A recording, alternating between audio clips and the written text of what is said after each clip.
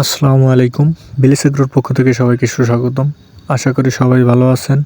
আমরাও আপনাদের দোয়ার বরকতে আলহামদুলিল্লাহ ভালো আছি। তো গত ভিডিওতে আপনাদের দেখাইছিলাম যে আমাদের রাখা কিছু পার্ট ছিল। তো সেই সব পার্ট বিক্রি করে আমরা যে আমাদের পানি উত্তোলন করার কাজে ব্যবহৃত করা হয় সেট, বোরিং সেট আসলে সব নষ্ট হয়ে গেছে। তো আমরা পার্ট বিক্রয় করে কিছু টাকা পেয়েছি। ওই টাকা দিয়ে এই সেটগুলো মেরামত করব, এই জন্য কিছু পাইপ কিনেছিলাম এবং উপরের যে স্টিলের ফ্লাঞ্জ যাকে বলে ওইটা কিনেছিলাম। তো কেনার পরে আমরা কয়েকজনের দ্বারস্থ হই যে আমাদের সেটগুলো একটু সেটিং করে দেবে বা ঠিক করে দেবে। তো কারো ওইভাবে সময় হয় না, বা ইঞ্জিনিয়ার বা আমরা মিস্ত্রি যাদেরকে বলে থাকি ওনাদের শরণাপন্ন হয়েছিলাম। তো ওনারাও পারবে না।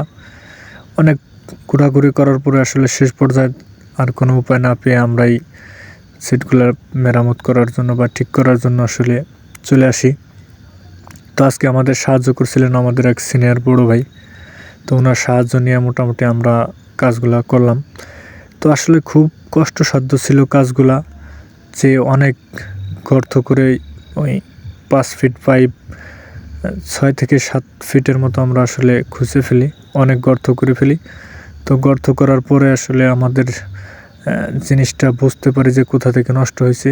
পুরো যে স্টিলের পাইপটা ছিল ওইটা আসলে পুরোদমই নষ্ট হয়ে গেছে। আর আসলে আপনারা জানেন যারা কৃষিকাজ করে থাকেন, বর্তমান সময়ে পানি উত্তোলন করার সিস্টেম আসলে আমাদের অঞ্চল বিশেষ এরকম হয়ে থাকে যে আমরা পাথারে বিভিন্ন স্থানে এই বোরিংগুলো করে থাকি, এর মাধ্যমে আসলে পানিগুলো উত্তোলন করা হয়। তো যাই হোক, অনেকের সাজেশন নিয়েই এই কাজগুলো আমাদের সম্পন্ন করা হয়েছে।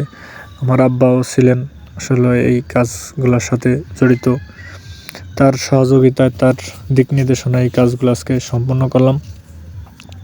তো আরেকটা বিষয় হচ্ছে যে মেন আমরা যে বোরিংগুলো করে থাকি বিভিন্ন রকম ইউজ করা হয় বা ব্যবহার করা হয়।